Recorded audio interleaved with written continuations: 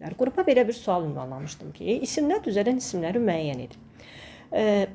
Biz bilirik ki, sözün kökü başqa bir anlayışdır. Söz nədən düzəlib başqa bir anlayışdır. Sözün kökü, bir də söz nədən düzəlib. Sözün kökü, təbii ki, sözün kökünü götürürük. Ancaq söz nədən düzəlib deyirsə, biz axırıncı leksik şəkilçidən əvvələ baxırıq.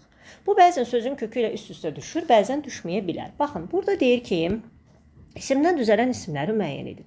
Meydança sözünün kökü nədir? Meydança, təmizlik sözünün kökü təmizlik. Burada sözün kökü bəli, bu isim olur.